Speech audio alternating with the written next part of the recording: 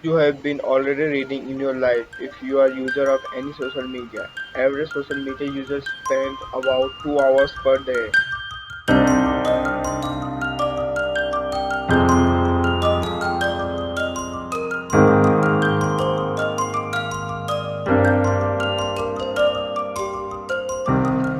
If you spend that amount fully to reading books, you will read at least a book per week.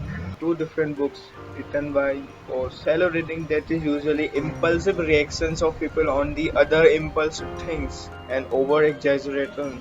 And remember, it is better to read original source than those who present their interpretations.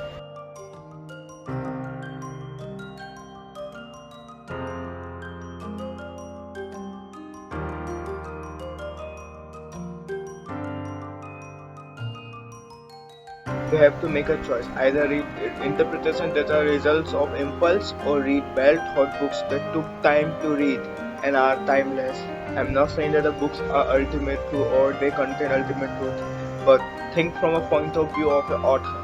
When you buy a book, you are already given the most important thing to author, time and money. Now, the author can afford to disclose the nuances and biases that the author has used to come to that interpretation or to come to that conclusion. As compare that to Twitter, can't even type more than a paragraph.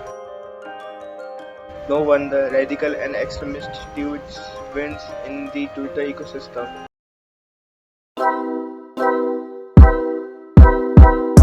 Petro principle in reading books. 80-20 rule applies to everything. 20% of the books that you read will impact 80% of your life. You want to read these books very slowly and completely. You should not shortcut this process. To be honest, I really feel like that the whatever book I am reading, I am trying to find those 20% of the books.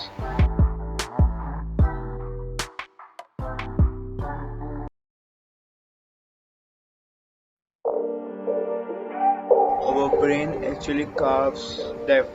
Roman emperor could turn on a TV set when he was bored, and regardless of all the stupendous scientific knowledge we can summon at will, people are often end up feeling that their lives has been wasted. That instead of being filled with happiness, their years have was spent in anxiety and boredom. What I discovered was that happiness is not something that happens. It is not the result of good fortune or random chance. It is something that money can buy or power command. It does not depend on outside events, but rather on how we interpret them. Happiness, in fact, is a condition that must be prepared for, cultivated, and defended privately by each person. People who learn to control inner experience will able to determine the quality of their life, which is as to close as any of us can come to being happy.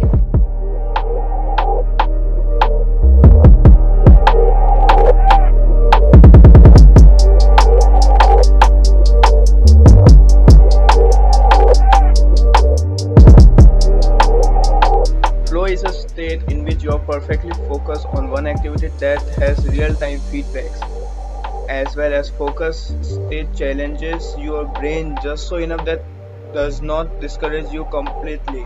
Watching TV or scrolling social media feed does not challenge your brain enough to get into that state mode.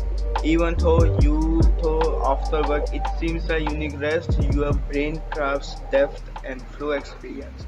A structured leisure activity is exhausting for your brain.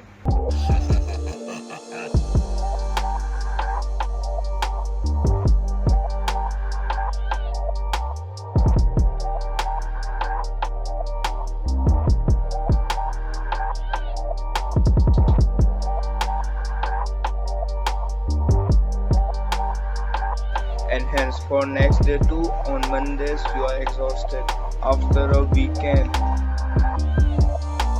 For more information for going more depth into that state of flow, please read that amazing book.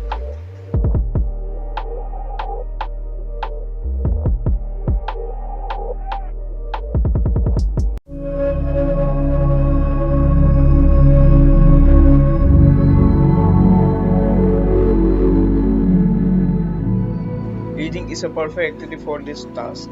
It offers immediate feedback because reading books uses skill of writing and reading, and you also get real-time feedback as you understand something by stopping to contemplate by reading or stopping to write about what you had just read. Reading book is a relatively useful activity because it gives you tools for thinking for your life. You can try with easier books, attitude is everything, and get on with more difficult books. Deeper in contemporary world. That deeper in contemporary world is more important than ever.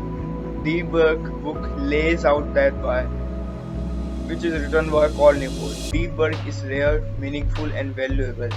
Deep work is the ability to focus without distraction on a cognitively demanding task. It's a skill that allows you to quickly master complicated information and produce better results in less time.